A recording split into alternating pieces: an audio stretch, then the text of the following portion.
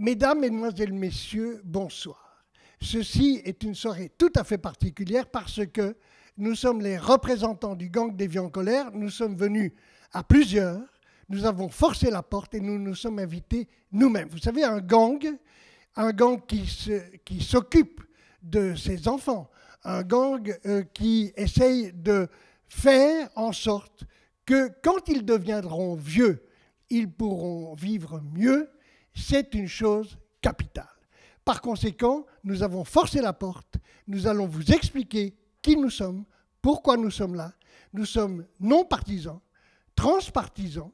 C'est le gang des Vieux en colère qui n'est subsidié par personne. Notre argent, on la pique dans vos poches, mais on n'est pas subsidié. Et ce qui est très important, c'est qu'on aurait pu appeler ce gang le gang des vieilles en colère, mais on ne l'a pas fait. Avec les vieilles du monde entier, sol, sol, sol, solidarité.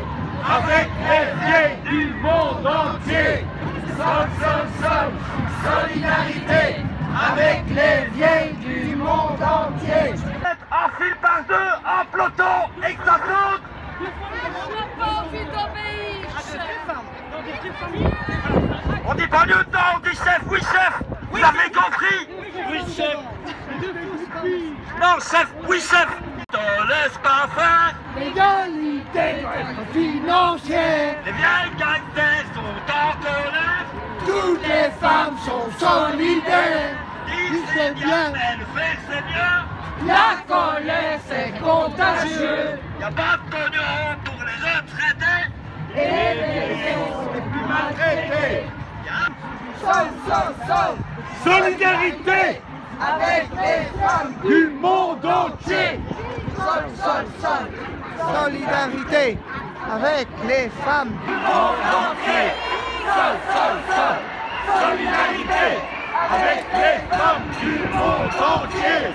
Sol, sol, sol. Solidarité avec les femmes du monde entier. Sol,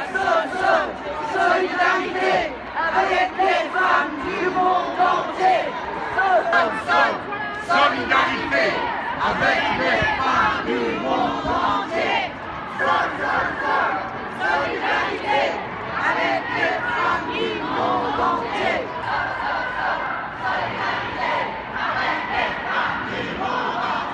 Sol, sol, sol.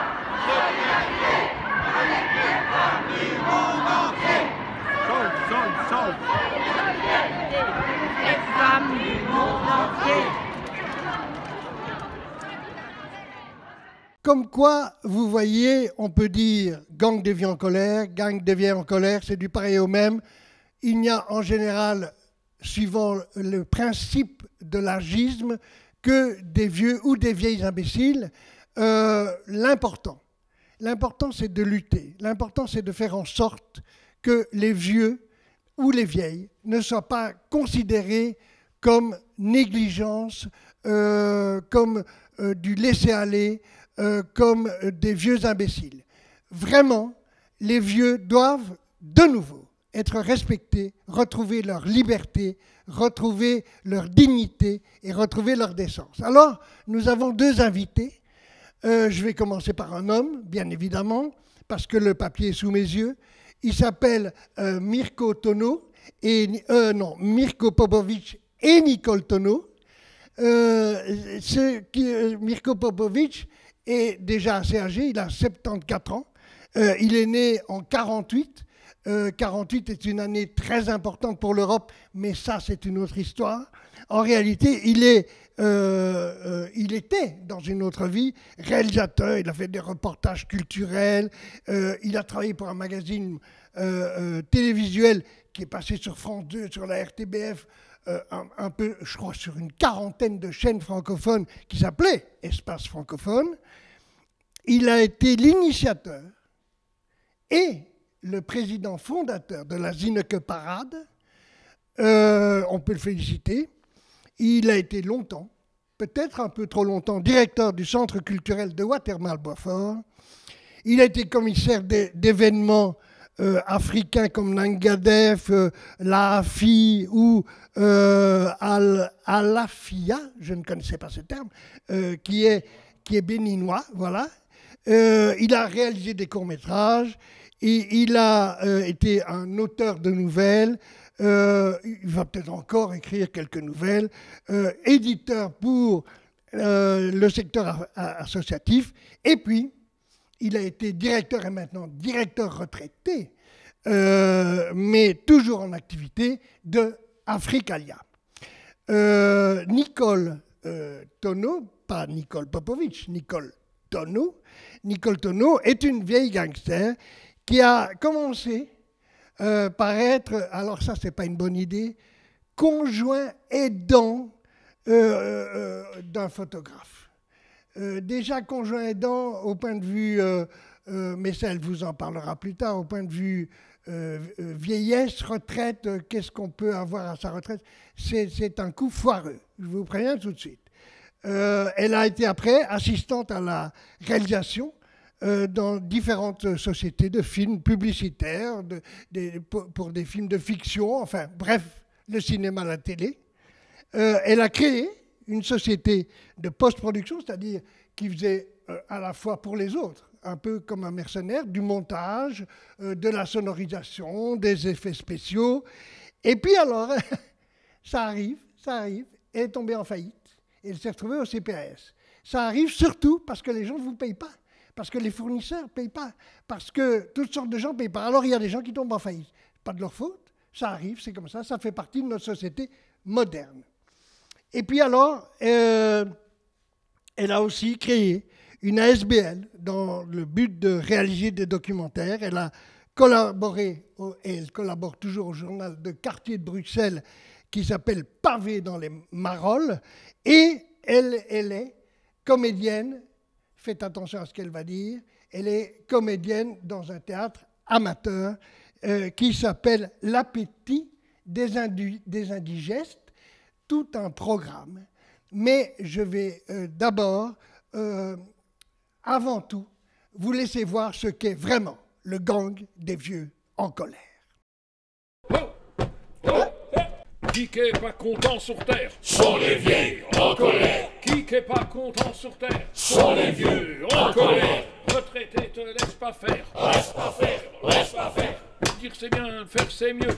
Laisse pas faire, sont les vieux. Y a de l'argent au paradis. À Bahamas, Macao, Y a de l'argent au paradis. aux îles Vierges, À Tobago.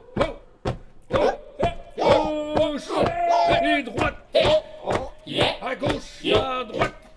Tous les mêmes. Y a de l'argent au paradis. l'argent des tricheurs, des bandits, Les retraités sont maltraités. empilés, délaissés, Les retraités sont maltraités. abandonnés, exploités, On vise la prédation. sur les pensions, Sur les pensions.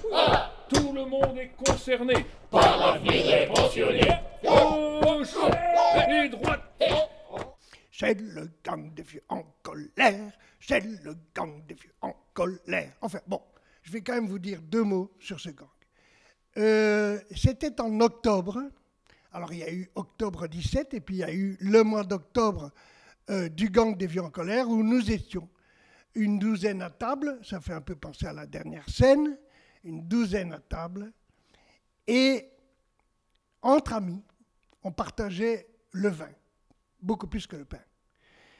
À un certain moment, l'un d'entre nous a dit « Tiens, vous savez, j'ai 600 € de pension de retraite. » Ça a acheté un blanc, un vrai blanc, et on s'est rendu compte qu'il y avait des gens qui vieillissaient avec très peu de moyens, trop peu de moyens, chose à laquelle on n'avait jamais pensé. On n'avait jamais pensé que ça nous arriverait. Déjà, on n'était pas certain d'arriver à cet âge-là.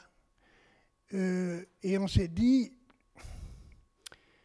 si les vieux qui ont fait mai 68 ne retournent pas dans la rue, personne ne le fera à leur place, et surtout personne ne le fera pour leurs enfants, leurs petits-enfants, les générations qui arrivent, parce qu'enfin, entre la création de la sécurité sociale, où il y avait la santé, les gens qui n'avaient plus de boulot, et puis surtout les vieux, puisque ça nous concerne aujourd'hui, eh bien, si on ne fait pas quelque chose, nous les vieux, les jeunes n'auront plus rien. Nous avons vu qu'au fil des temps, au fil des années, ce qui était octroyé aux jeunes pour vivre décemment et avec une certaine dignité, ce qui était octroyé aux vieux quand ils avaient atteint l'âge de la retraite, cette pension, eh bien, elle avait diminué comme peau de chagrin. Beaucoup d'entre nous sont en dessous du seuil de pauvreté. Beaucoup sont loin en dessous du seuil de pauvreté. Certains, d'ailleurs, et Nicole vous en parlera beaucoup mieux que moi, certains ont heureusement une garantie de revenus aux personnes âgées, qui d'ailleurs est tout à fait insuffisante, mais enfin, ils ont déjà ça. Beaucoup d'autres n'ont pas ce minimum pauvreté. Et donc, nous avons décidé de nous battre pour un minimum de pension de retraite. On a passé plusieurs soirées successives, le vin était toujours aussi bon, et puis, au mois de janvier, pour fêter les 50 ans de 68, on a décidé qu'on pouvait créer le gang des vieux en colère, et on a très vite fait des premières manifestations. La toute première, on s'est réunis tout près du Parlement et on a été en délégation porter une lettre ouverte au ministre de l'époque qui aujourd'hui est le patron de l'Union européenne, qui s'appelle Charles Michel. Il nous a entendus, il a lu la lettre ouverte, personnellement, paraît-il, ce qui est merveilleux, et il nous a répondu personnellement, paraît-il, ce qui est tout aussi merveilleux, il nous a répondu un peu n'importe quoi. Donc, on a décidé qu'on allait mettre le grand braquet, qu'on allait faire des manifestations, autorisées parfois, non autorisées, et ça fait près de 4 ans maintenant que le gang descend régulièrement dans la rue. On s'est fait des amis. On s'est rendu compte que dans les maisons de repos, il y avait un problème qui était les soignants et aides-soignants qui n'avaient même pas le temps de s'occuper des vieux. On a fait ami-ami avec ces gens qui s'occupent des vieux avec une grande conviction, avec une grande empathie. Et donc nous avons décidé de les soutenir parce que c'est eux qui soutiennent les vieilles et les vieux tous les jours. On a fait d'autres amis. On a fait ami-ami avec les gens du monde de la culture. Vous avez vu que pendant la Covid, pendant cette période de pandémie, ça a été les grands oubliés. On a pu les laisser crever sans moyens, sans possibilité de vivre, en leur interdisant de faire leur métier. Mais bien avant, nous savions que, aussi bien que nombre de femmes qui, pour des raisons de carrière, n'ont pas du tout de quoi vivre, et surtout pas si elles n'avaient pas la grappa, eh bien, la plupart des artistes, comme il n'y a pas de statut d'artiste en Belgique, c'est assez fou, il y a un statut d'artiste en France, mais pas en Belgique, eh bien, en Belgique, la plupart des artistes, s'ils n'ont pas été professeurs dans une académie, eh bien, se retrouvent avec eux aussi 500, 600, 700 euros par mois pour vivre. Il faut savoir que les vieux, eh bien, ça a autant de besoins que les jeunes. Il n'y a pas vraiment de différence. Bien sûr, ils ont moins besoin d'aller en boîte, quoique. Mais ils ont besoin de compléments alimentaires, c'est non remboursé. Ils ont besoin de kiné, c'est pas toujours remboursé. Bref, il y a les petits bobos du quotidien. ils ont quand même, comme tout le monde, besoin de se chauffer, de bouffer, de remplacer un pantalon usé, etc., etc. Donc, franchement, le gang des vieux en colère était devenu indispensable. Il fallait que nous redescendions, comme en 68, dans la rue, ce qu'on a fait. King Philip, there is something rotten in the Kingdom of Belgium. President of Europe, there is something rotten in the European Union. Your ministers kill your people, and the only question left is to be or not to be. We choose to be. Bravo! Bravo!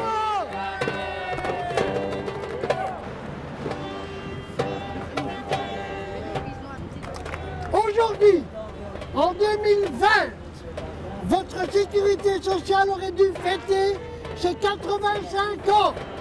Mais voilà, elle n'est pas arrivée jusqu'en 2020.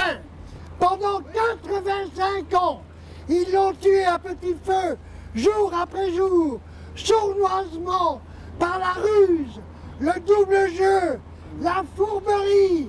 Ils ont saigné à blanc votre glorieuse sécurité sociale.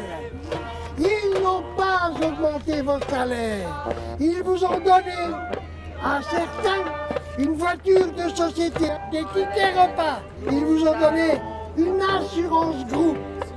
Pas d'argent pour la sécu. Ils l'ont saigné à blanc. Ils ont permis l'évasion fiscale. Pas d'argent. La mort. Proclamons les concertations. Courant, maximum coupable. L'optimisation et la fraude fiscale. Pas d'argent. La mort. Après chaque nouveau subterfuge assassin, ils ont diagnostiqué la mort de la sécurité sociale, la mort des pensions de retraite, la mort. Mais Juncker, écoute-nous. Mais dans nos cœurs, enfants de notre pays, enfants de toute l'Europe, votre sécurité sociale ne mourra jamais. Le Belge sortira du tombeau et les Européens y tout. Debout, les vieux gangsters contre la révolte de Gronde. Reprenons le combat contre la bête immonde. Regardons nos enfants sans plus aucune honte. Mourons en combattant jusque dans notre tombe. Musique!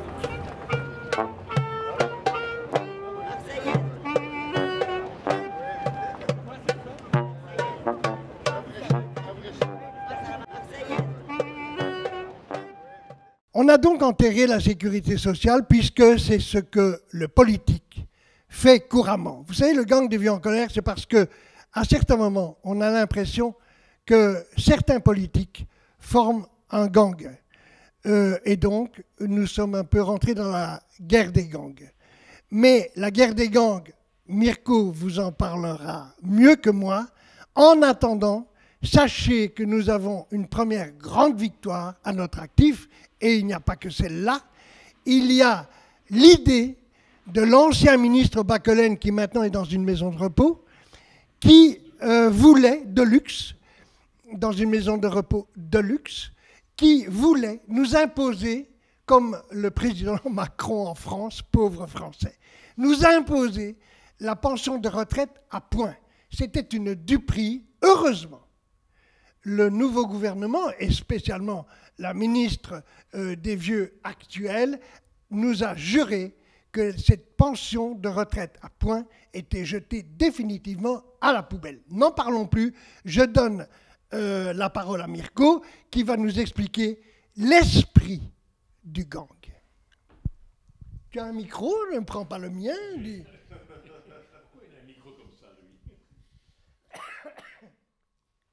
Le gang des vieux en colère, nos objectifs, ça concerne tout le monde, puisque tout le monde un jour sera un vieux, un vioc. Alors, pour toucher ce tout le monde, pour le sensibiliser à nos objectifs, on invente et on ose des pratiques culturelles, parce que beaucoup d'entre nous viennent du secteur culturel, mais aussi éducatif, aussi journalistique et autres. C'est-à-dire que ce sont des gens qui ont des facilités en communication. Alors, on a initié des des bousculades émotives, des bousculades qui s'appuient sur la vie quotidienne. On vient de voir un enterrement, un faux enterrement que nous avons monté, qui est une flash mob, comme on utilise dans le jargon actuel, une flash mob qui occupe un espace et qui surprend. Flash mob, c'est un événement qui surprend le public. Alors ici, l'idée pour nous, c'est sans agressivité, avec détermination, ténacité, c'est secouer un peu les esprits et ses émotions. Alors là, on y est arrivé en mobilisant, ça ne nous prend pas des mois et des semaines de travail, parce qu'il faut savoir aussi que les personnes âgées, ils ont un avantage qui se perd avec le fil du temps, c'est de l'expérience, de la compétence accumulée. Et parmi nous, il y a toutes sortes de gens, des gens qui savent parler, des gens qui savent échanger, des gens qui savent organiser. Et donc tout ça fait qu'à un moment ou l'autre, quand on met tout ensemble, on se voit en quelques fois, paf, on y va, une flash mob. L'enterrement a été une expression dans laquelle il y avait de la musique, de la décoration, des vêtements, et on a surpris les gens qui étaient sur la place du Luxembourg, où on tourne là, on tourne une fois, les gens prennent ça pour un enterrement sérieux, puis à un moment, ils voient que ça, quelque chose est anormal. C'est ça l'esprit du gang, c'est de surprendre là où on ne nous attend pas. Donc on a également, dans le cas de la Grappa, également fait des interventions de ce type-là, en reprenant des chansons ou des airs connus, en modifiant le texte et en rendant ça accessible à tout le monde et chantable. Chantant pour tout le monde. Chantable, ça n'existe pas. Non, mais c'est pas mal, chantable. Ah, Je voudrais juste ajouter à ce que tu viens de dire qu'il y a parmi les 15 000 membres, parce qu'aujourd'hui on est 15 000, du gang des Vieux en colère, il y a des petits jeunes qui nous accompagnent, qui nous conseillent, et que les premiers flash mobs, c'est eux qui nous ont donné, je dirais, la clé. C'est un mouvement qui s'appelle Flash Mob Justice Fiscale. Parce qu'il y en a en plus qui ne payent pas leurs impôts en Belgique, beaucoup de multinationales, les GAFAM, etc. Et que ce petit mouvement Flash Mob Justice Fiscale, qui sont que des jeunes, eh bien, ils ont fait appel aux vieux pour montrer que si on voulait que la sécurité sociale se remplume, eh bien, et donc aussi l'argent pour la retraite, eh bien, il fallait que chacun, comme certains grands magasins même, paye l'impôt réellement en Belgique, ce qui n'est pas le cas. Excuse-moi de t'avoir coupé, tu sais que je suis un vieux dégueulasse, c'est comme ça. Mirko, tu as la parole. Merci Michel. C'est peut-être intéressant aussi, c'est de voir un peu notre complicité. Elle s'appuie sur... D'abord, on n'a rien à perdre, parce qu'on n'a rien à gagner pour nous-mêmes, mais on n'a rien à perdre au niveau que ce qu'on peut faire à des vieux. Donc chaque fois qu'il y a une intervention, que ce soit avec justice fiscale ou les vieux en colère en leur nom propre, on est chaque fois gagnant, parce que nos idées sont justes, concernent tout le monde, et c'est pas pour nous, c'est pour les futurs. Parce que le futur va être très dur comme c'est parti là, avec ces multinationales qui handicapent le financement des services publics, et les politiques qui suivent, donc ça nous pose un problème. Et il y a un vieux assez intéressant, qui est un grand physicien, c'est Albert Jacquard, qui a sorti 3 mots, on lui a posé la question, quelles sont les qualités que tu revendiques? Eh bien, c'est généreux, lucide et courageux. Donc, les gangs des vieux en colère, pour moi, c'est un mouvement qui n'est pas, c'est pas une SBL, c'est un mouvement qui est généreux, qui est lucide, parce qu'il voit ce qui va se passer, et qui est courageux par ses interventions. Parce que ce n'est pas facile pour des personnes âgées de se déplacer, de sortir, de sacrifier ces moments de télévision ou d'autres de plaisir pour aller s'engager sur les voies publiques, pour aller chanter, crier et revendiquer toute notre bonne... D'ailleurs, on a tous des problèmes d'arthrose. De prostate. On marche difficilement. Je parle pour moi, bien évidemment. Mais en fait, c'est important de dire que nous ne sommes qu'un mouvement. Parce que, messieurs de la police et de la gendarmerie, il n'y a ni président, ni chef. C'est peut-être toi, Mirko, c'est peut-être toi, Nicole. On s'en fout. On est un gang. Par conséquent, quand on voit de la lumière, on va manifester, mais on n'a rien préparé. Il n'y a jamais préméditation. On débarque comme ça sans savoir. Voilà. Mirko vous expliquera un petit peu l'esprit du gang. Ce n'est pas la terreur, ce n'est pas la Kalachnikov en batterie, c'est plutôt l'humour. Oui, le sourire, l'impertinence par moment, c'est aussi le second degré. Par exemple, d'autres choses que nous avons faites, c'est avec Justice Fiscale et d'autres, c'est aller dans un, comment appelle-t-on ces restaurants où on sert des hamburgers, je ne vais pas dire de nom. Alors moi je dis le nom, ça aurait pu être un autre Burger King, oui. Mais là c'était le McDo. Oh, c'était le McDo, voilà, c'est pas le Quick, il y en a d'autres. Eh bien là, qu'est-ce que nous avons fait? Nous avons fêté un anniversaire d'une personne âgée, une d'entre nous, une des dames d'entre nous.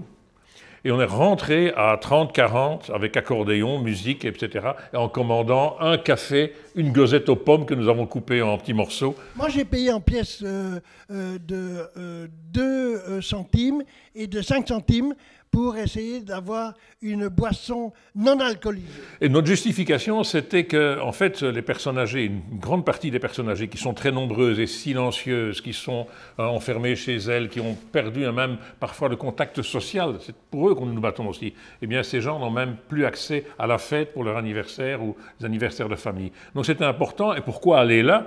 On aurait pu aller dans beaucoup d'autres situations, parce que ces grands groupes sont exemptés d'une grande partie d'impôts pour des tas de raisons économiques, multinationales et autres. Et donc nous, on n'accepte pas ça, ce qui évidemment provoque une arrivée de policiers qui très vite comprennent qu'ils ne peuvent pas intervenir, que c'est des personnes âgées. En plus, on était clients. En plus, les policiers nous ont remerciés parce qu'on se battait aussi. Pour eux.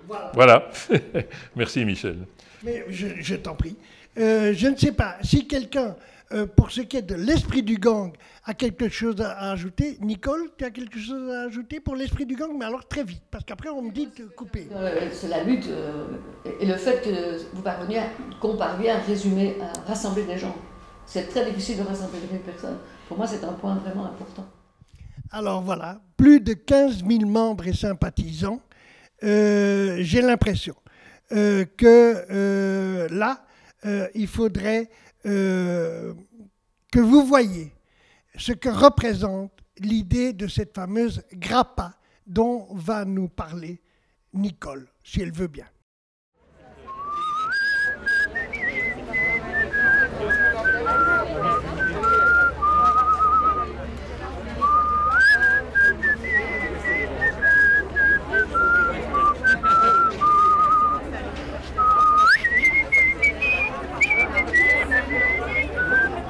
Alors moi j'ai trouvé la personne de Cohen. Nous sommes à la fin de la pandémie. Tout le monde va se retrouver déconfiné. Eh bien, il y en a 110 000 en Belgique qui vont rester confinés parce qu'il y a des contrôles, comme des contrôles de police, qui les empêchent de sortir de chez eux. Sinon, ils n'ont plus d'argent pour vivre, plus d'argent pour rester digne, plus d'argent pour rester décent. Ça s'appelle la grappa. Et si jamais ils ne sont pas chez eux, on leur retire cet argent. C'est scandaleux.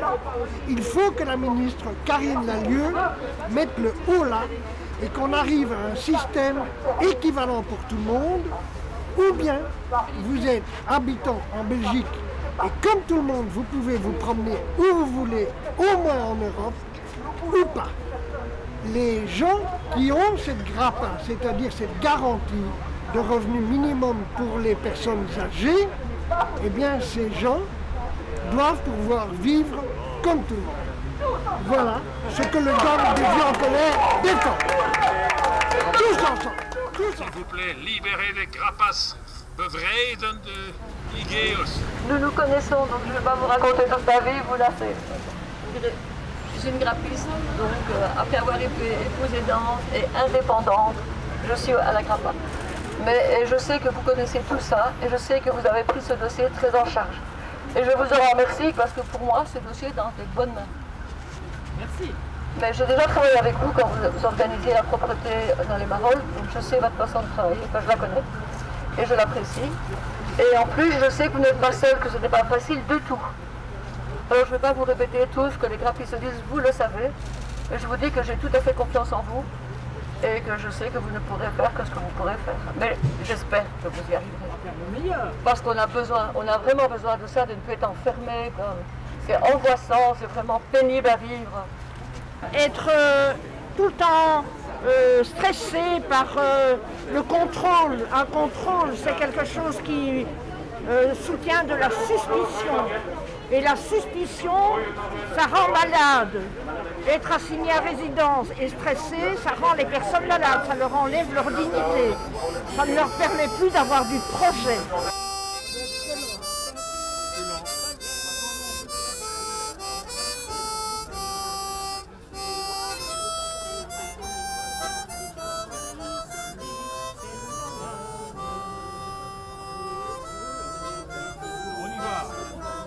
La grappa est une vraie bouée de sauvetage pour les femmes.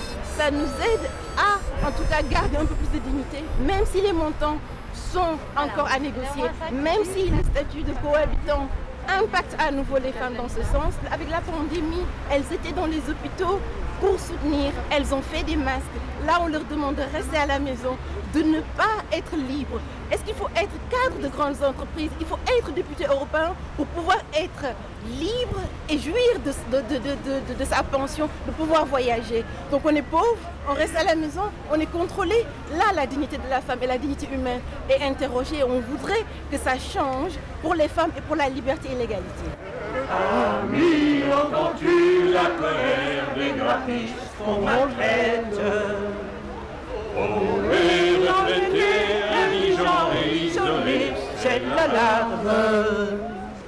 Oh, et méfiez-vous de ces lois qui demain vous condamnent. Mais qui exhibez vos vieilles camarades? Clamez votre rage, refusez de subir ces brimades. La peur à nos trousses et le stress qui nous brille de notre contrôler les lieux, briser la liberté, c'est galère. Merci de vos confiances parce que j'ai entendu des discours de confiance. Et quand on a la confiance effectivement des premiers intéressés, quand on a la confiance des seniors, eh bien on est plus fort pour agir. Et donc je compte sur votre force pour pouvoir agir. Alors c'est vrai, vous l'avez dit, on a déjà fait une première étape. Une première étape grâce aux partenaires sociaux d'ailleurs qui se sont mis d'accord pour alléger déjà le système par rapport à ce système que vous avez qualifié d'inhumain, d'injuste, de disproportionné, et je partage ces mots. Je ne les partage pas seulement dans la rue, puisque je l'ai dit aussi au Parlement, ce n'est pas un discours de circonstance que je fais devant vous, je l'ai dit encore il y a 15 jours au Parlement. Par ailleurs, le premier pas, c'est le premier pas, il n'est pas suffisant. Nous sommes d'accord avec vous et je pense qu'on partage cette vision. Je vais vous dire aussi que les contrôles aujourd'hui, le déconfinement est réel quand même pour les seniors graphistes, puisque les contrôles sont arrêtés depuis 1 an et demi et ils seront arrêtés jusqu'au mois de septembre, fin septembre. Donc vous pouvez effectivement être plus libre. Et c'est une bonne chose aussi pour votre santé mentale, à vous toutes et à vous tous, c'est important. Alors ce n'est qu'un premier pas, mais nous travaillons effectivement dans un second pas avec les partenaires sociaux, avec des propositions que nous allons mettre sur la table bien évidemment, pour rendre ce système effectivement digne d'un état de droit. La grappa est un droit aujourd'hui et ce droit doit pouvoir être exercé par tout le monde. Les vieux prenez la vie.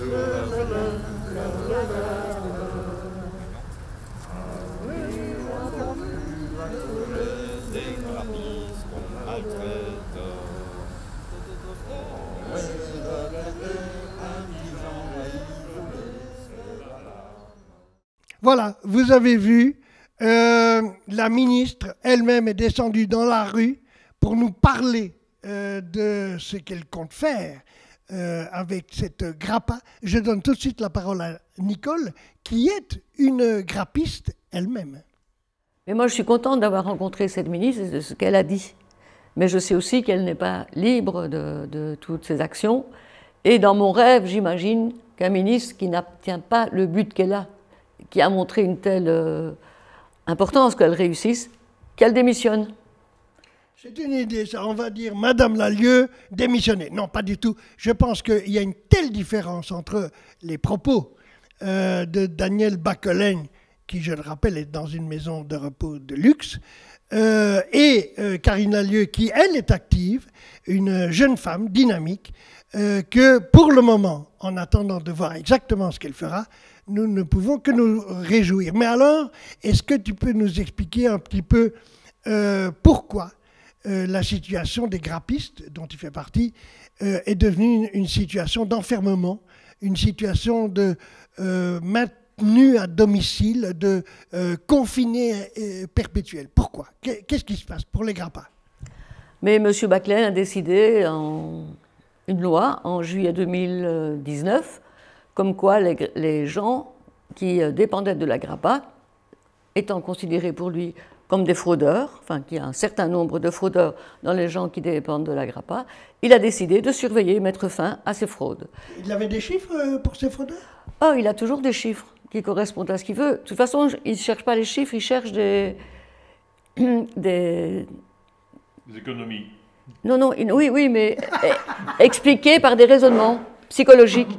Parce que si on n'est pas d'accord avec lui, c'est pas que son raisonnement est faux, c'est qu'on ne comprend pas. Donc il use de psychologie. Et cette psychologie, pour nous expliquer que la grappa et la surveillance est important, il nous envoie les facteurs. Les facteurs viennent sonner chez les gens qui ont la grappa. On ne sait pas quand. On sait qu'ils vont venir, c'est un contrôle aléatoire. Ils vont venir 3 fois.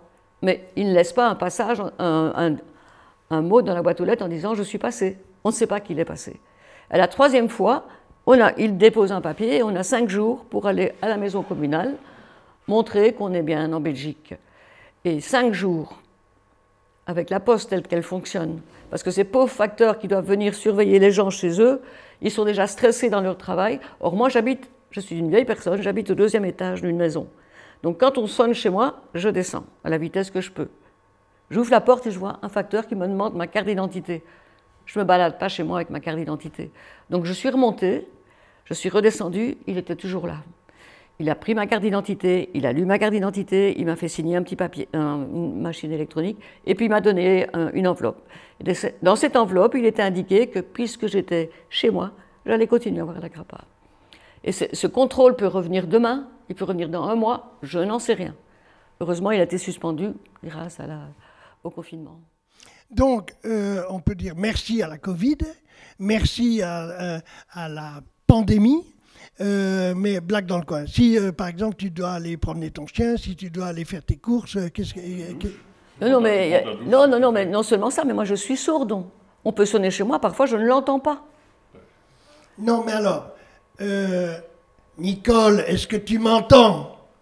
Parfois. Voilà. Vous voyez, elle dit qu'elle est sourde. C'est une menteuse, c'est une menteuse. Non, mais c'est normal, j'ai la grappa. Alors, très sérieusement, Nicole a raison, le facteur normalement, c'est un ami, c'est un copain, c'est quelqu'un qui peut voir la détresse de quelqu'un au moment où il apporte le courrier, au moment où il sonne. Ce n'est pas quelqu'un qui vient faire une sorte de contrôle de police. Et surtout, pourquoi la double faute pour ceux qui sont les plus démunis? Pourquoi les pauvres vieux, les plus pauvres d'entre nous, doivent-ils être punis? Parce qu'ils sont fraudeurs. Si tu ne comprends pas ça, c'est que psychologiquement tu ne comprends pas, dirait M. Bacquelin. Ben, les facteurs, ils sont tout à fait d'accord avec nous, ils participent à la lutte des gangs des vieux en colère. Mais pour obtenir cette garantie, est-ce qu'il y a eu une enquête du service de pension? Il y a eu quelque chose En tout cas, à l'époque où moi j'ai obtenu la grappa, j'ai dû amener des tas de justificatifs, quoi que j'avais été en faillite, que j'avais été au CPS. C'était pas du tout facile à obtenir dans mon cas. Donc en réalité, ce système de contrôle, non seulement ça ne concerne qu'une toute petite partie de ces 110 000 pauvres vieux, beaucoup de femmes, dont principalement des femmes. On doit prouver son innocence. Qu'est-ce que c'est? Je ne comprends pas pourquoi on n'est pas sûr on n'est même pas sûr que ceux-là sont des fraudeurs. Non, mais c'est une façon de dire les choses pour dévaloriser les gens et justifier ce contrôle. Donc quand tu dis il y a des femmes, il y a énormément de femmes qui sont dans la grappa. Il y a énormément d'artistes. Suzy Falk, qui est une comédienne que tout le monde connaît, dépendait de la grappa. Et il y a énormément de petits indépendants. Il y a beaucoup de personnes qui ont travaillé toute leur vie et qui se retrouvent à avoir peur de perdre la grappa. Je pense que vous avez raison. Nous devons, nous, le gang des vieux en colère, faire que ces contrôles arbitraires cessent définitivement. Ce n'est pas possible qu'il y ait une différence entre le citoyen lambda qui, effectivement, si au bout de 3 mois, on a vu qu'il n'était plus résident principalement en Belgique, eh bien, il doit se passer quelque chose. Mais c'est d'abord au bout de 3 mois, puis c'est pour tous les citoyens. Pourquoi y aurait-il une différence avec les plus pauvres d'entre les vieux? C'est inacceptable. Nicole, tu as raison. Tu es dans une situation de confinement perpétuel. Cela doit cesser. Et nous avons bon espoir dans la nouvelle ministre des Vieilles et des Vieux.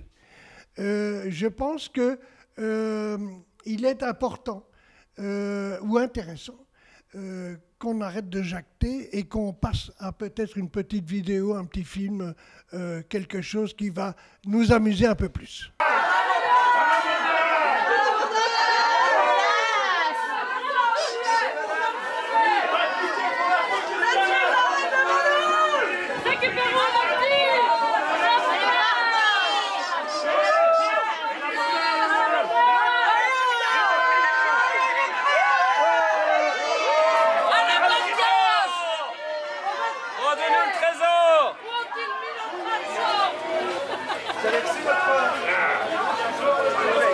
Et du chocolat, vous allez recevoir. On vient vous dire que vous n'aurez pas votre pension, on vient couper dans les soins de santé, dans la culture, mais en fait, l'argent, il se trouve ici et dans toutes les multinationales qui ne payent rien du tout. Alors, on continuera à chercher les zéros et l'argent se trouve bien ici.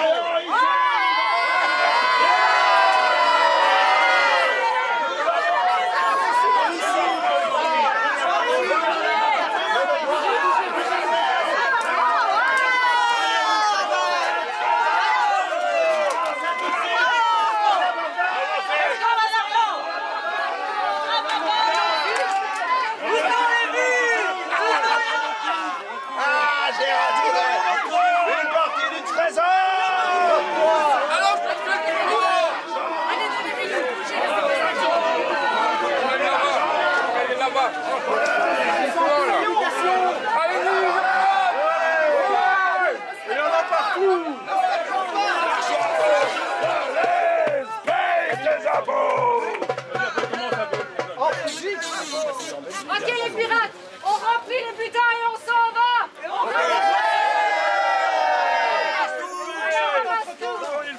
Et c'est dans les multinationales, il y a le pognon, c'est dans les multinationales, il y a le pognon de nos pensions. Allez à tirer, les gars, y aller, on se reposera quand on arrivera à payer nos droits. C'est par les banques que fuit l'impôt. Oula, oula, c'est par les banques que fuit l'impôt. Oula, oula, là. Allez à virer, les gars, faut y aller. On se reposera quand on arrivera à payer l'impôt. C'est dans ces trains qu'on met les vieux. Oula, oula, c'est dans ces trains qu'on a mis les vieux. Oula, oula, là. On se retrouvera quand on arrivera à faire nos droits. C'est pour les jeunes que nous nous battons. Oula, oula. C'est pour les jeunes que nous nous battons. Oula, oula, là. Voilà une sorte de flash mob dont Mirko a déjà un peu parlé. Mais je pense qu'on vous a assez vu, assez entendu. Moi, je vais rester. Parce que momentanément, je suis un peu le chef de gang. Nicole, finalement, on t'a assez vu aussi. Donc tu nous cèdes la place, tu n'avais plus rien à dire. Non, non, non, moi j'ai encore quelque chose à dire. Je voudrais dire que les gens qui dépendent de la GRAPA ne peuvent sortir de la Belgique que 29 jours par an. Avant, c'était 3 mois, maintenant c'est devenu 29 jours, en demandant l'autorisation en plus. Ce que Mme Lallieu est en train de combattre aussi. Elle, pour le moment, elle a obtenu que le premier jour et le 2 jours ne soient pas dans les 29 jours, donc le jour du voyage. Mais ça entrave vraiment les gens qui ont de la famille. Moi, j'ai de la famille en France. Je ne peux pas aller voir mon fils à Paris et ma sœur à Mandelieu. Donc, ça veut dire que ça coupe mes relations personnelles, mes relations intimes même. Et à la limite, je ne peux même pas aller chez mon fils à Forêt, parce que quand je suis à Forêt, je ne suis pas chez moi. Il donc, faut attendre le facteur. Il faut signaler, il faut l'analyse. Ah oui, il faut. Est-ce que je peux. Cheminement ou par ordinateur, si tu en as un. Écoutez, je pense qu'ils vont nous tenir encore en haleine pendant 1 heure avec la GRAPA. Ça suffit. Merci Mirko, merci Nicole. Place au gangster suivant.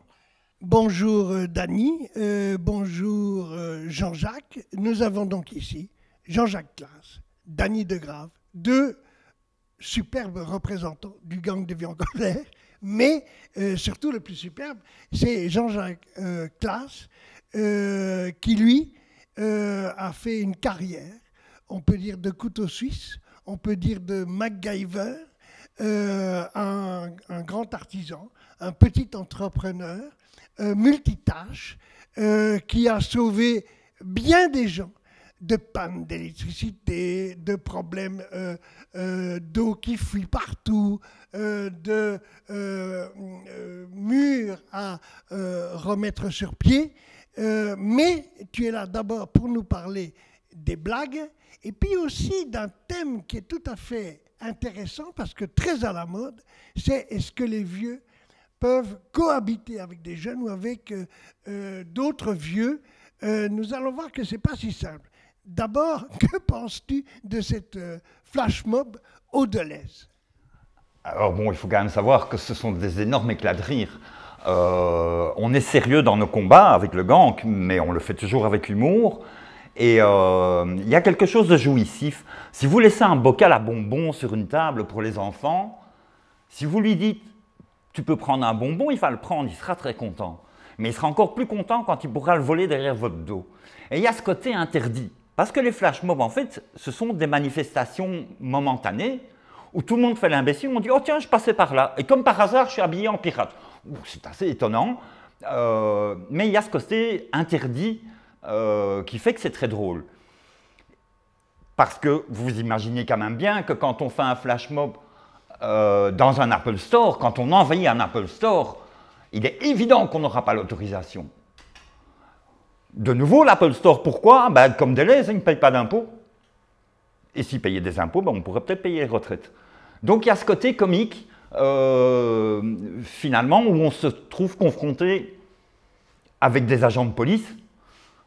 Qu'est-ce qui s'est passé à l'Apple Store? Mais c'est-à-dire qu'en fait, on est rentré, voilà, il y a eu tout un... Bon, ça a été fait, organisé par Flash Mob Fiscal Justice et le CNCD. Et donc, on a envahi un peu avant, on est arrivé, on faisait semblant de s'intéresser aux montres connectées. Oui, c'est bien le style, hein. Et on est arrivé de plus en plus nombreux. Et tout d'un coup, comme par hasard, dans l'Apple Store, il y avait des jeunes, et puis il y avait une quarantaine de vieux. Et à un certain moment, il y a eu un petit signal et on a commencé à lancer des ballons, on a commencé à crier Apple paye tes taxes. Les ballons, si je me souviens bien, c'était des dollars. C'était des ballons avec des dollars. Des euros. Oui, ou avec des euros. Et il y avait des Pac-Man, voilà, que les vieux ont très bien connus. Oui, c'était notre époque. Il y a eu le Minitel en France, il y a eu le Pac-Man pour tout le monde. Voilà. Aujourd'hui, c'est interstellaire, mais enfin, les jeunes deviendront vieux et on verra pour plus tard. Oui. Oui, oui. Et donc, ces Pac-Man mangeaient les ballons. Et puis, évidemment, vous vous doutez bien, est arrivée la police, qui a tout fermé, qui nous a enfermés, alors qu'on avait fini, on allait sortir. Mais pourquoi? Qui a appelé la police? Oh ben, à mon avis, la direction de l'Apple Store, hein, ça c'est assez logique. Parce que les gangsters étaient en train de voler des... Non, on n'a rien volé, hein, parce que dès le début, on a été très correct. Le but n'est pas de casser. Donc dès le départ, on est allé voir les responsables, dès qu'on a commencé, en leur disant « bougez tout ». De façon à ce qu'il n'y ait pas de vol, et il n'y a pas eu de vol d'ailleurs. Il n'y a pas eu de problème. Il y a eu juste cette merveilleuse image des policiers qui avaient en main les 3 Pac-Man qui partaient vers leur combi. Ça, c'était quand même assez extraordinaire. Et un jeune directeur affolé, mais c'est vrai que les jeunes s'affolent beaucoup plus vite que les vieux, en réalité. Oui, mais je peux comprendre le jeune directeur. Par contre, dans ces moments-là, j'ai discuté de notre action et du pourquoi de notre action avec des vendeurs, avec des policiers qui étaient là et qui étaient conscients qu'on était, on était dans le bon. Évidemment, on a fait quelque chose qu'il ne fallait pas, mais que notre combat était justifié. Est-ce qu'il n'y a pas une chose qui calme un peu les policiers? C'est un peu l'idée d'Annie, c'est pas un peu d'ailleurs, c'est son idée, qui était de faire des fleurs en papier. Comment est venue cette idée de fleurs en papier? Je ne me souviens plus exactement de comment c'est venu, mais c'est venu dans le fait que, et c'était au moment de l'enterrement d'ailleurs, puisque enterrement, on dit il y a fleurs. Enterrement de la sécurité sociale. De la sécurité sociale, pardon. Et l'idée a été mais pourquoi ne pas faire ce qu'on faisait en 68, c'est-à-dire offrir des fleurs, être gentil, etc. Et c'est ce qu'on a fait. Quand la police est arrivée, mais plein de gens entre nous se sont précipités pour leur offrir des fleurs en papier, qu'ils ont acceptées. Et ils se sont retrouvés avec leurs fleurs en papier, n'osant pas les jeter parce qu'on ne peut pas les jeter par terre, ne sachant pas très bien quoi en faire, mais ils étaient conquis. Voilà, ils ont compris, ils ont discuté, et ça a ajouté au côté sympathique du gang des vieux en colère. On vient de voir d'ailleurs Karine Lallieu qui s'exprime devant Amnesty International et Eneo, Solidaris, femmes, le mouvement des femmes, enfin, tous ces mouvements qui étaient avec le gang pour défendre la Grappa. On voit Karine Lallieu avec une fleur en papier en main. Et je dois dire que celui qui fait le plus de fleurs en papier, c'est un de nos gangsters qui s'appelle Guy Retter, qui lui passe ses soirées devant la télé à faire des fleurs en papier qu'on distribue. Mais je te laisse continuer à expliquer l'humour, le côté non violent de nos flash mobs. Et après, si tu veux bien, viens-en avec la cohabitation, qui est quand même un sujet beaucoup plus grave que les folies du gang. Oui, voilà. Et voilà, pour le gag, on en a raté un très beau, parce que justement, avec Karine Lallieu, on lui a offert une fleur, et moi, je lui ai offert un badge. Et à un certain moment, on la voit, elle essaye de le mettre, mais elle n'y est pas arrivée parce qu'elle aurait été à la télévision avec le badge du gang des vieux en colère. Bon, on l'a raté, c'est dommage. Voilà, moi je vais revenir avec quelque chose de, évidemment, beaucoup plus sérieux. Il se fait qu'un jour, je reçois un mail d'une personne du gang, d'une membre, qui m'explique qu'étant à la Grappa, elle n'a pas les moyens de trouver un logement. Et donc elle s'est mise avec 2 autres personnes. Et ces 2 autres personnes sont symboliques aussi, parce qu'il y en a une qui est au chômage, et l'autre est marge du CPAS. Et la 3e est marge de la Grappa. Donc tous avec des revenus terriblement faibles. Et à partir du moment où ils vivent ensemble pour essayer de survivre, parce que c'est ça, c'est uniquement essayer de survivre, ces personnes se sont retrouvées pénalisées. Le monsieur a perdu son chômage, celui qui avait son CPAS ne l'a plus, et elle a perdu son complément Grappa. C'est-à-dire qu'en réalité, quand on est seul à habiter dans un appartement, et qu'on est rechercheur d'emploi, on a une certaine somme, et s'il y a quelqu'un d'autre qui vient habiter avec cette personne, si je comprends bien, avec cette personne, hop, on a beaucoup moins au chômage. C'est ça le truc. Absolument. Absolument, c'est ça. Et c'est pareil pour ceux qui ont cette garantie de revenus.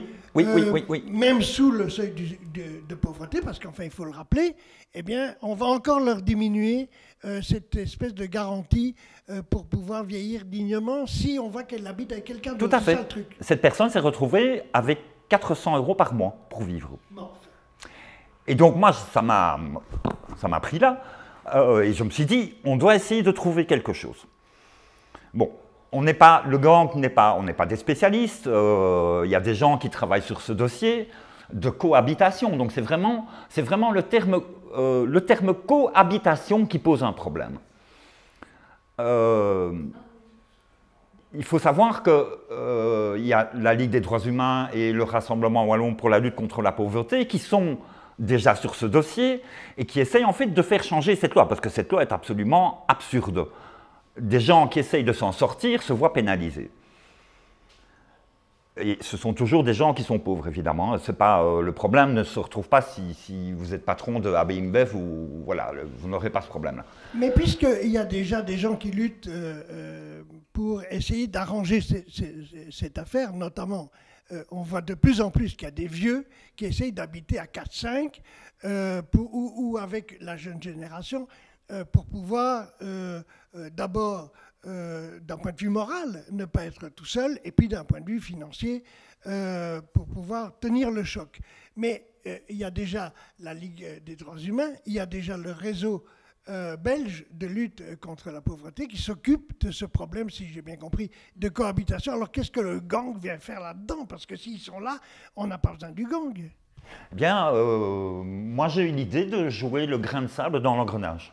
Donc, il est clair que je ne suis pas juriste, mais j'ai été aidé par un juriste du gang. J'ai fait énormément de recherches via Internet. Et je me suis rendu compte qu'il y avait peut-être une faille. Parce que changer la loi, le gang n'y arrivera pas. Non, mais si je comprends bien, le gang est un aiguillon. Oui, et on a trouvé des pistes pour essayer justement de contourner cette loi. Alors il faut savoir que la personne justement qui m'avait écrit ce mail, je viens hier d'avoir un mail d'elle, elle a été déboutée et donc il lui reste l'appel. Ça fait 2 ans qu'elle est sur le dossier et donc elle va pas en appel, elle va en cassation. La Cour de cassation de Gand et la Cour de cassation de Bruxelles ont donné 2 avis de gens qui se retrouvaient dans le même cas. Principalement des chômeurs qui se sont mis ensemble et qui se sont vus retirer le chômage par l'ONEM. Et les juges, en cour de cassation, ont dit que le fait d'habiter ensemble ne suffisait pas pour diminuer leurs revenus. Ce ne sont que 2 cas de jurisprudence qui font qu'on pourrait aller en appel pour les gens qui ont ce problème-là. Maintenant, cohabitation. Si on pouvait parler de colocation, à ce moment-là, ce serait plus intéressant, parce que les colocataires ne sont pas pénalisés. Et pour toutes les personnes que ça intéresse, on a un dossier qui a été fait, qui est sur notre site d'ailleurs, il y a moyen de faire un contrat de colocation. Et à ce moment-là, le bouchon saute, c'est terminé. Donc ça veut dire, si je comprends bien, que tous les vieux et toutes les vieilles qui décident d'habiter ensemble, ne soyez jamais cohabitants. Payez peu, mais payez bien, de façon à ce que ça apparaisse sur des papiers, sur des documents, de façon à ce que ça remplisse cette fiche dont vous parle Jean-Jacques, qui est sur notre site, et en tant que colocataire, votre minimum de garantie pour pouvoir vivre dignement ne vous sera pas retiré. Et au petit jeune qui vient vous donner un coup de main et qui partage son sourire et sa guitare, eh bien, on ne va pas lui retirer, alors qu'il est demandeur d'emploi, le peu qu'il reçoit en tant que rechercheur d'emploi, etc., etc. Soyez colocataire jamais cohabitants. C'est un peu ça? Tout à fait. Tout à fait. Et voilà, sur le site, il y a un bail type, il y a un lien avec un bail type de colocation qui a été créé par la région wallonne. Il doit exister sur Bruxelles aussi. Faites un contrat, de grâce, faites un contrat. Ça ne vous coûte rien et ça vous protège. Voilà. Comme vous pouvez voir, j'ai essayé de couper 2-3 fois Jean-Jacques. Il est intarissable sur ce sujet. Donc, définitivement, je vais lui demander de partir. Mais surtout, je vais vous présenter tout à l'heure, juste après un petit extrait filmé, de ce qui se passe dans trop de maisons de repos. Je vais vous présenter Dany De Graaf qui nous en parlera. Place à l'image. Une maison de repos, comme un petit paradis.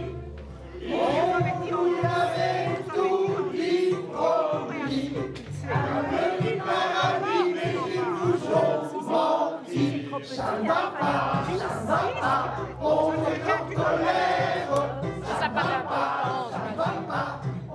Aujourd'hui, c'est une de nos Xème actions, mais du gang des vieux en colère, qui a pour but sans arrêt de faire passer le message de la condition de la retraite, de la pension de la personne âgée. Vive la galette des rois! Vive la galette des rois! L'amour est à mon sens sur les bords du silence. J'ai cherché ta confiance, j'ai côtoyé l'enfance. Alors ici, on est dans une institution qui respecte un minimum de dignité, d'éthique et autres. Et on est arrivé avec chansons et messages. Ici, ça se passe bien. Nous avons refusé d'aller dans une maison, et nous en connaissons plusieurs, dans une maison de repos et de soins où ça se passe très mal. Parce qu'on aurait eu l'impression qu'il n'y avait que chez eux que ça se passe mal. Mais ce n'est pas vrai. Il y a beaucoup trop de maisons de repos et de soins où ça ne se passe pas bien. Et donc nous sommes ici pour que cela change. Le gang des vieux en colère est aujourd'hui gentil, agréable, sympathique, même rigolo. Mais si ça continue, s'il continue à vous maltraiter, nous allons chanter une toute autre chanson. Voilà, nous ne pouvons plus accepter que des gens comme vous, qui êtes dans une partie qui doit être finalement la plus amusante de la vie, soient maltraités. Et donc, contre la maltraitance, nous serons, nous, le gang des vieux en colère, toujours présents. Musique. Blue sweatshirt, get it. Blue sweatshirt, blue, blue sweatshirt, get it. Blue sweatshirt, you can do anything but step on my blue sweatshirt.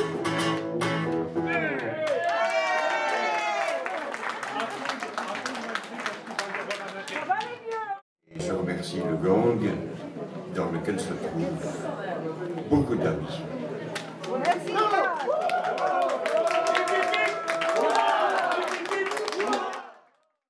Bien, la maltraitance est un sujet extrêmement important, mais d'abord je vais saluer Jean Pestiot qui nous a rejoints. Tu nous parleras, j'imagine, de ce minimum pension que nous réclamons tous, le gang des vieux en colère. Je vais d'abord donner la parole, comme prévu, pour qu'elle nous parle d'un sujet ô combien rigolo, qui est la maltraitance dans les maisons de repos et de soins, pour laquelle le gang des vieux en colère, contre laquelle le gang des vieux en colère se bat. Dany De Graaf, 78 ans, un ancien mannequin, une ancienne hôtesse, une assistante de direction qui a travaillé dans l'événementiel, qui a été productrice à la fois à Paris et à Bruxelles, qui a été directrice, qui a travaillé dans le cinéma, la télé, et qui a été réalisatrice de grands plateaux en direct, et qui a fait notamment un long métrage documentaire et des séries de télé pour RTL. Alors, la maltraitance, est-ce que ça existe vraiment dans les maisons de repos ? Ah là, je pense qu'il n'y a pas de doute. Bien sûr que les maisons de repos diront toujours qu'elles n'existent pas. Alors, il y a différentes formes et différentes choses. C'est qu'il y a eu, notamment pendant la pandémie, une maltraitance qui était on a voulu soi-disant protéger les vieux en les isolant, en ne permettant pas de visite, en ne permettant rien. Et ça a été une dépendance très très forte parce que les gens mouraient plus de solitude et de ne pas pouvoir avoir de nouvelles de leur famille et autres. Alors qu'il aurait très bien pu s'organiser des endroits où ils pouvaient se voir, même s'il y avait un plexi entre eux, etc. Mais ça demandait une infrastructure, ça demandait du temps aux gens. Et on sait que dans la plupart des maisons de retraite, le temps est négligé parce que le temps, c'est de l'argent. Mais quand on a interdit aux vieilles et aux vieux qui étaient enfermés dans ces maisons de repos, on leur a interdit de voir leur famille. Bien sûr, et il y en a beaucoup qui sont morts sans avoir plus jamais eu de contact, ce qui est affreux. Ce qui est affreux et pour eux et pour leur famille. On a interdit ça parce que ça demandait effectivement une organisation qui était beaucoup plus lourde. Et donc c'était un bon prétexte, on enferme tout le monde et c'est fini. Et quand je dis que le temps c'est de l'argent, c'est principalement parce qu'on a fait des actions notamment dans une maison de retraite du CPAS.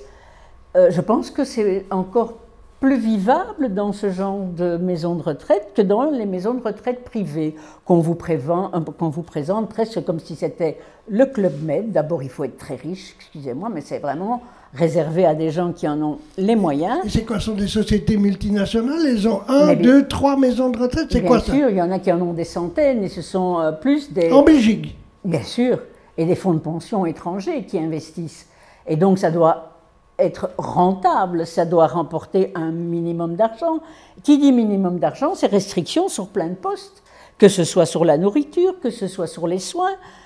Moi, j'ai des témoignages de gens... Mais ça, c'est ce dont le gang des vieux en colère s'est occupé bien avant la pandémie, ça.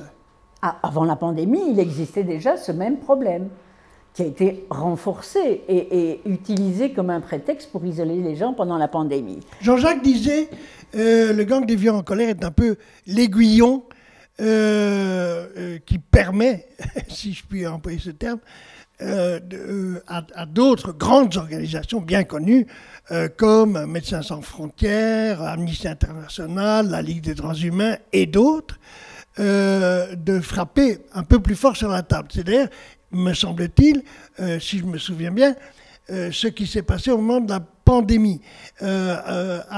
Alors que le gang frappait sur la table contre cette maltraitance depuis plusieurs années, ces gens ont fait des choses pour soutenir, je dirais, l'esprit du gang contre la maltraitance. Ils ont fait des choses. Bien sûr, il y a eu des actions, notamment l'action qu'on a faite, mais ça c'était avant, et il y en a eu après. Il y a eu des interventions auprès des ministres, notamment en Wallonie auprès de la ministre Christine Moréal, qui elle a réagi assez positivement, ce qui n'est pas le cas d'Alain Marron sur Bruxelles, qui ne réagit absolument pas, qui fait absent, cette personne est...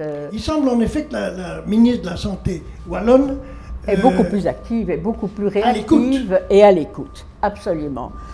Il y a un fait que depuis toujours, on réclame qu'il y ait un plus grand contrôle des maisons de retraite, et notamment un contrôle qui ne soit pas télescopé. Jusqu'ici, les contrôles se faisaient après avertissement, c'est-à-dire on va venir voir comment ça se passe chez vous vendredi prochain. Parce qu'il existe en Belgique, si je ne me trompe pas, 2 systèmes de contrôle. En Wallonie, ça s'appelle l'AVIC. En Flandre, j'ai oublié le nom. Et à Bruxelles, ça s'appelle Iriscare. Iriscare, oui. Et quoi, ils téléphonent, ils disent on va venir vous contrôler? Oui, ils disent mais voilà, on va venir voir un petit peu, donc on passera vendredi. Et la ministre Montréal a changé ça? Ça a changé. Qu'est-ce qu'elle a fait? Là, c'est d'office maintenant des gens qui peuvent venir contrôler à tout moment, de jour comme de nuit. Ils peuvent ou ils doivent? Ils peuvent forcément le faire de manière inopinée, et à notre demande, c'est qu'ils doivent le faire, bien sûr. Et la demande de la ministre est dans ce sens-là, en espérant que ça va faire quand même changer beaucoup de choses. Oui, c'est un petit peu l'idée de changer la culture de l'AVIC, puisque l'AVIC c'est la Wallonie et que Christine Moréal c'est la Wallonie. je pense qu'elle a encore du boulot, hein, parce que changer ce qui, pendant des années, n'a pas été fait, c'est-à-dire un peu le principe de Potemkin, si je comprends bien, on prévient les maisons de repos et on leur dit rangez tout, faites le ménage, on va venir faire un petit contrôle, etc. Mais ce que nous avons entendu, nous le gang, c'est quand même qu'il y a des gens, des petits vieux et des petites vieilles qu'on traite d'une manière tout à fait indigne. Alors là, on revient dans le côté rentabilité. La rentabilité fait que, et je m'excuse si vous êtes à table au moment où j'en parle, mais que les petits vieux qui souffrent d'incontinence ou autre, eh bien, ils restent dans leur couche sale parce qu'ils n'ont que droit à autant de couches sur la journée parce que ça coûte de l'argent. Moi, j'ai une kiné qui m'a traitée, qui me disait, j'arrive dans les maisons de retraite parce qu'elle va soigner les gens là-bas, et je retrouve des gens, je suis obligée de faire leur toilette avant de les soigner parce que les infirmières, ou les aides-soignantes, on ne leur donne pas le temps et on leur dit, il n'y a pas plus que ça. Vous voyez, c'est ça qui est terrible avec les vieux. On est de nouveau au stade anal. Dany de Grave nous parle caca-pipi, eh bien c'est la triste vérité. C'est la triste vérité de beaucoup de gens qui sont enfermés dans ces maisons de repos, dans des maisons de repos principalement privées, pour lesquelles, si je comprends bien, l'argent est beaucoup plus important que les vieux. On dépose leur plateau, même s'ils ne savent pas très bien manger, et puis à un moment donné, on retire leur plateau, ils n'ont pas mangé, parce qu'il n'y a personne pour les accompagner. Enfin, on pourrait citer comme ça. D'ailleurs, il y a eu un petit livre édité par le gang et qu'a fait Anne Hochstuhl, qui a repris des tonnes de témoignages par rapport à la maltraitance dans les maisons de retraite et soins. Et d'ailleurs, il y a une partie de ces témoignages, si je m'abuse, qui ont été repris, avec beaucoup d'autres témoignages en plus, parce que Amnesty International a fait un travail fantastique, conjoncturel, au moment de la pandémie, à ce sujet. Médecins sans frontières aussi, ils ont été dans les maisons de repos, voir ce qui s'y passait personnellement, et ça c'est vraiment bien, quoi. Enfin, ça bouge. Voilà.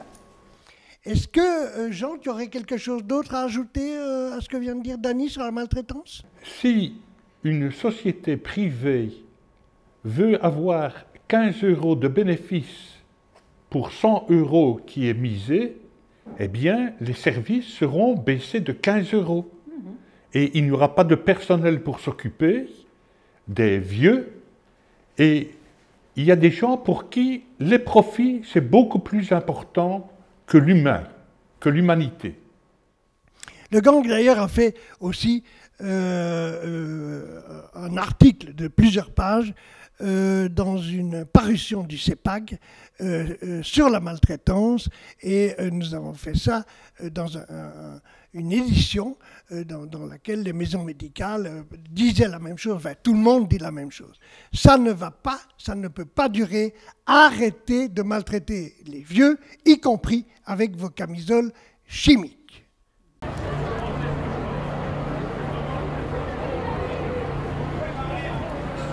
Chers amis, chers camarades, c'est au nom du gang des vieux en colère que je vous parle. Le gang vous soutient pour cette action magnifique, nationale, en front commun. Nous adhérons à vos revendications. Nous sommes les travailleurs d'hier et vous serez les vieux de demain. Nous sommes solidaires. Nous voulons tirer les travailleurs, les allocataires sociaux de la misère. Nous ne voulons pas que la crise sanitaire et la crise économique nous touchent. Le gang des vieux en colère travaille non seulement pour les revendications du dernier âge, mais aussi et surtout pour les nouvelles générations. Nous voulons pour vous et pour nous défendre des soins de santé décents. Nous voulons avoir des pensions de retraite égales pour les femmes et les hommes. Nous voulons, et c'est notre revendication phare, avoir un minimum universel de pension pour tous. Nous voulons avoir un système de pension par répartition. Face à nous, il y a la FEB, le VOCA, qui coalisent d'une manière ou d'une autre les multimillionnaires. C'est à eux de payer un peu la crise et pas nous.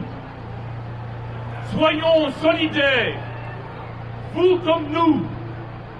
Nous savons une chose, ceux qui luttent peuvent gagner, ceux qui ne luttent pas ont déjà perdu.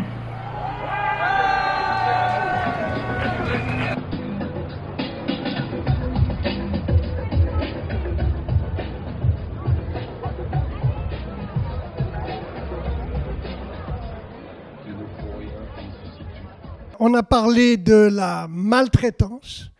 On va parler maintenant de comment est-il possible que tant de vieux aient si peu de moyens pour vivre. Et pour ça, je vais donner la parole à Jean Pestueux. Alors, Jean, tu es quelqu'un de tout à fait particulier. D'abord, tu es wallon, alors que beaucoup d'entre nous sont bruxellois, même s'il y a beaucoup de wallons. Tu es né dans la botte du Hainaut, dans une ferme. Et tu m'as dit un jour que c'était à la fois la fréquentation de l'école et le travail à la ferme qui étaient tes bases d'un esprit de solidarité. Mais avant tout, tu es plutôt un philosophe puisque tu as terminé tes études supérieures en philosophie et puis après tu as fait un doctorat en physique. Tu as été chercheur à la Cornell University américaine aux États-Unis. Tu as été chercheur et professeur de physique théorique à la Cinvestav, Centre de recherche national de Mexico. Et puis alors, professeur en physique théorique à l'UCL. Mais en réalité, tu es depuis toujours, et ta femme l'était avec toi, militant de la résistance sociale, militant de la solidarité internationale, et tu as toujours, un peu comme Don Quichotte, faut-il le dire, pris parti pour les exploiter, les opprimer et les fragiliser de tout poil et de tous âges. Raison pour laquelle, étant donné que tu as 79 ans, tu as rejoint le gang des vieux en colère. Est-ce que tu trouves que financièrement, le minimum de pension de retraite correspond à une réalité? Oui, elle correspond à la réalité. C'est que dans l'humanité, il y a une partie des gens qui sont considérés comme des carpettes et d'autres qui vivent bien. Et on trouve ça normal. Nous ne sommes pas très loin du Moyen-Âge et de la période de l'esclavagisme où on trouve que le monde doit être divisé entre des gens qui vivent bien et d'autres qui vivent mal. Parce que le bonheur et le secret de ceux qui vivent bien, c'est de marcher sur ceux qui vivent mal, qui les servent. Voilà. Mais donc, si je comprends bien, tu estimes que aujourd'hui, le minimum pension de retraite et encore moins le minimum Grappa, le maximum Grappa qui n'arrive même pas au minimum pension de retraite, ça ne permet pas aux vieilles et aux vieux, en Belgique, je parle, de vivre. Bien sûr, parce que nous, au gang des vieux en colère, nous pensons que vivre en dessous du seuil de pauvreté, ce n'est pas possible. Mais que même le seuil de pauvreté ne permet pas de vivre, mais de survivre. Et nous considérons que chaque être humain qui a atteint 65 ans doit vivre de manière décente, quel que soit le parcours de vie que ces personnes ont eu. Je prends l'exemple de tant de femmes qui ont eu des carrières en dents de scie, comme j'ai dit, qui n'ont pas pu avoir une carrière complète et qui ont eu des jobs très mal payés. Et on est dans une société où, dans le gang des vieux en colère, parmi les 15 000 personnes qui sont membres ou sympathisants, il y a énormément de gens qui font des jobs très utiles, nécessaires à la société, comme on l'a vu dans la pandémie, et qui se trouvent au moment de la pension avec des pensions indignes. C'est pourquoi le gang des vieux en colère trouve qu'il faut fixer un minimum de pension dans le pays, quel que soit le parcours parcouru durant la vie. Chacun de nous, nous allons à la mort. À la mort, nous savons que nous sommes tous égaux de l'autre côté. Hein, et maintenant, nous voulons que les dernières années de chaque être humain soient dignes. Il y a quelque chose de bizarre parce que le gouvernement actuel a dit, comme nous le disions il y a 4 ans, 1 500 € pour tout le monde, carrière complète. C'est quand même une énorme avancée. D'abord, ces 1 500 € seront octroyés, disons entre guillemets, en 2024. C'est-à-dire que l'indice des prix aura augmenté, ce qui revient que par rapport à la pension minimum actuelle, il y aura une augmentation en euros d'aujourd'hui d'une 70aine d'euros pour ceux qui auront travaillé 45 ans. Hein? Mais Jean, tu es quand même, en tant que physicien, quelqu'un qui se démerde dans les chiffres. Moi, je suis quand même étonné de ce que tu dis, parce que rien qu'avec la pandémie, on sait qu'il y a des prix qui ont explosé.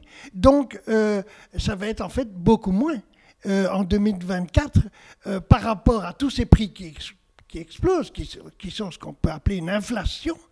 Le pouvoir d'achat des petits vieux et des petites vieilles va être catastrophique avec ces 1 500 € pour une carrière complète. Oui, mais tu as absolument raison, Michel.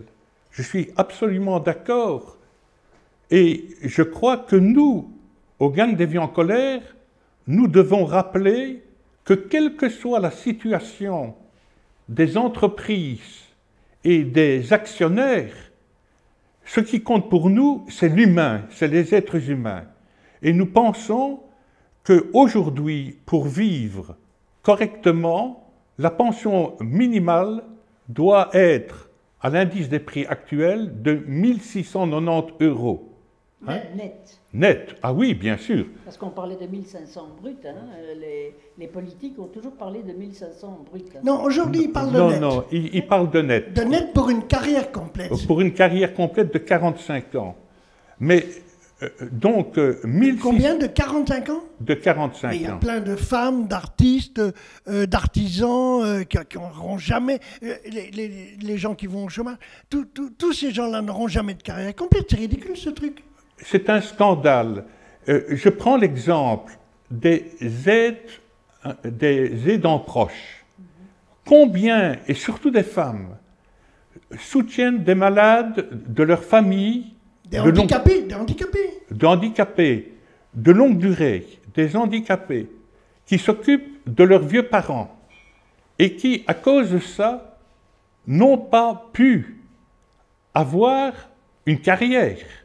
Elles se trouvent dans la pauvreté la plus extrême. C'est un scandale.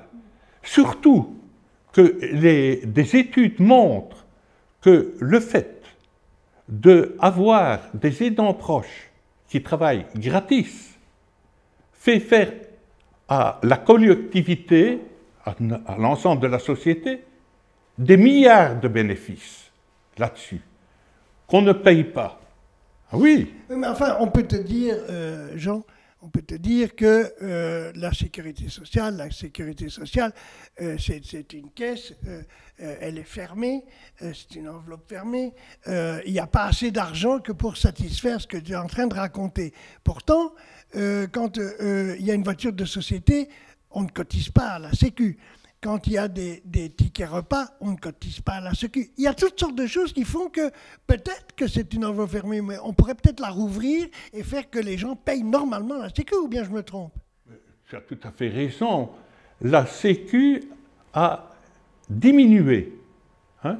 Les cotisations sociales patronales, qui sont en fait un salaire indirect, ont été de moins en moins grandes, alors que dans les conventions de l'après-guerre, le salaire indirect était composé des cotisations du personnel et des cotisations patronales.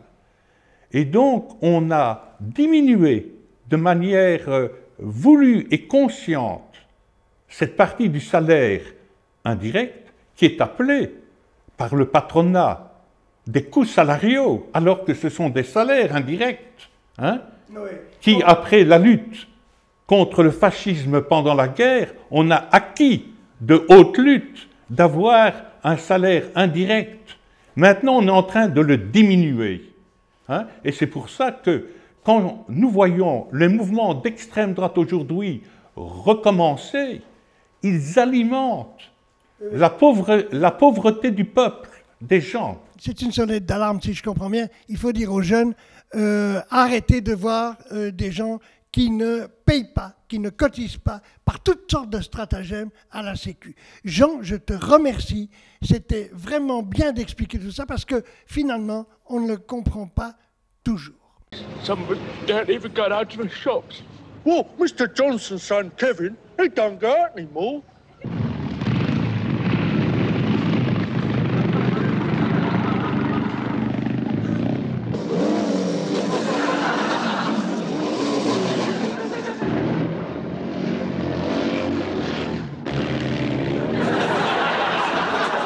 Favourite targets for the old ladies are telephone kiosks.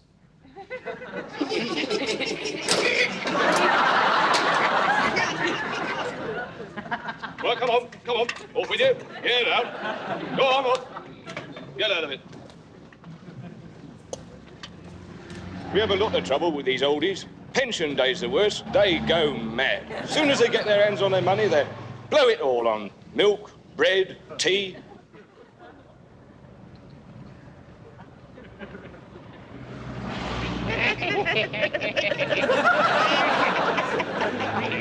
Senile delinquents lies in their complete rejection of the values of contemporary society. They've seen their children grow up and become accountants, stockbrokers, and even sociologists. Yes, gangs of old ladies attacking defenseless, fit young men.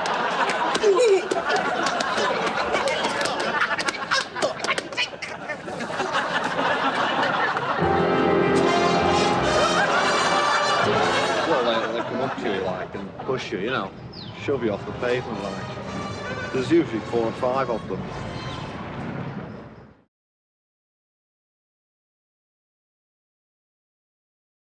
Après avoir détourné un petit montage du Monty Python, je vais vous présenter encore un autre gangster en colère, qui est d'ailleurs le coupable de ce détournement du film de Monty Python, qui s'appelle Paul Loire, mais qui, pour le gang, agit sous le nom de code de Merle Mocker.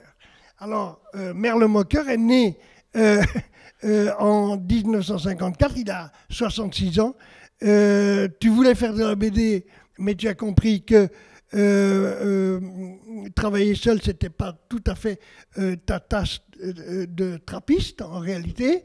Ça, c'est quand on est adolescent, on lève le coude facilement.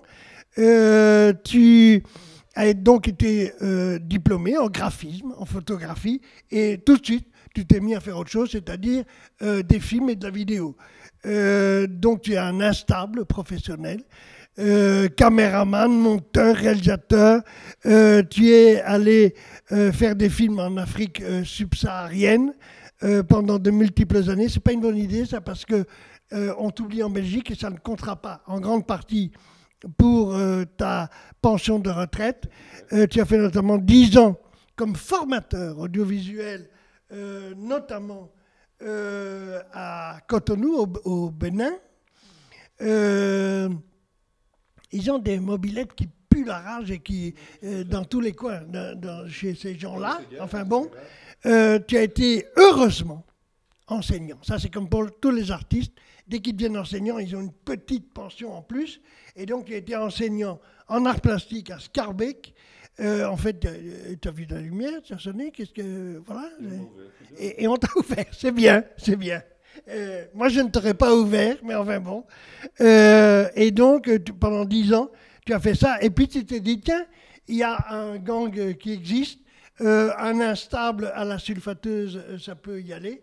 Et donc, en réalité, celui qui commet de multiples dessins du gang, faut-il le dire, et qui fait un travail de montage sur notre site, le gangdesvieuxencolère.be, eh bien, c'est Merle Mocquard. Alors, est-ce que tu peux nous parler un petit peu de la manière dont toi, tu vois, un peu comme Plantu a pu voir de nombreuses fois en France, comme dessinateur humoristique, comment tu vois le gang? D'abord, avant ça, tu viens de citer le site. Si le gang existe, c'est en grande partie grâce à Facebook, ce qui est quand même assez étonnant, on crache sur les réseaux, mais nous, on s'en est servi dès le début, grâce à Denis, à d'autres gangsters qui sont assez durs en informatique. On a mis sur pied des sites Facebook. Il faut dire qu'on a des experts vieux et des conseillers jeunes. Voilà. C'est fabuleux. Mais je ne crois pas que le gang aurait une telle reconnaissance aujourd'hui sans Facebook. Les gens nous découvrent en grosse partie grâce à ça.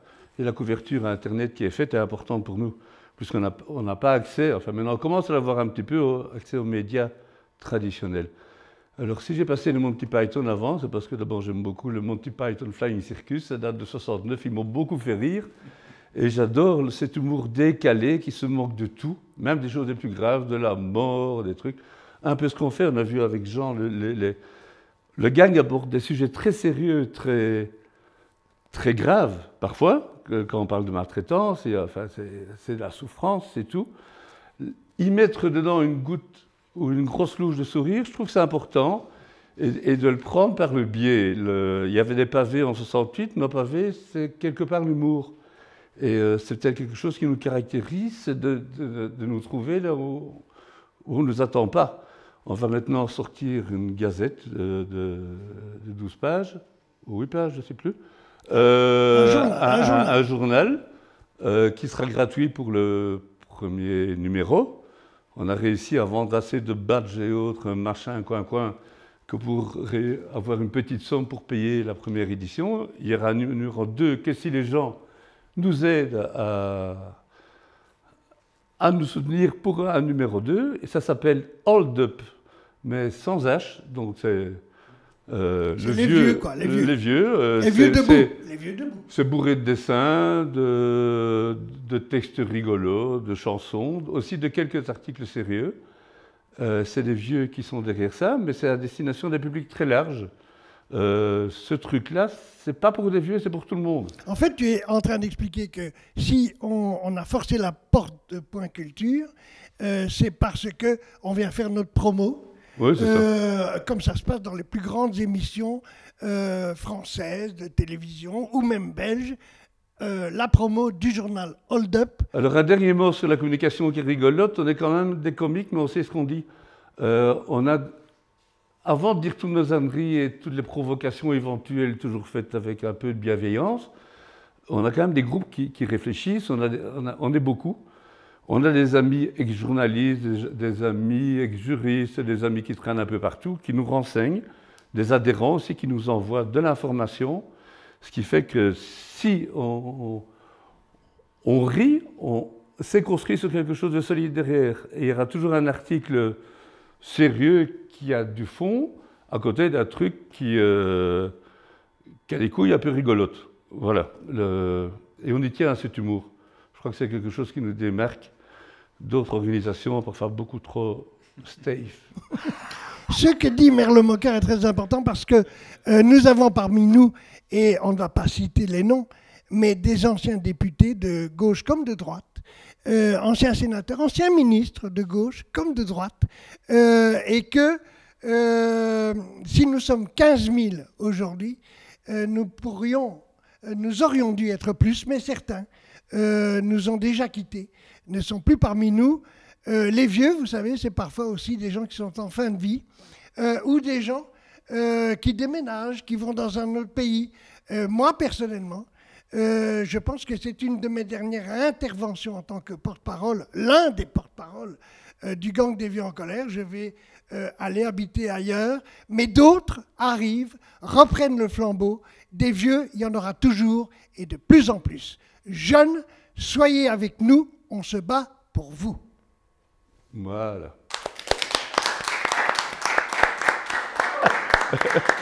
Bravo, Michel.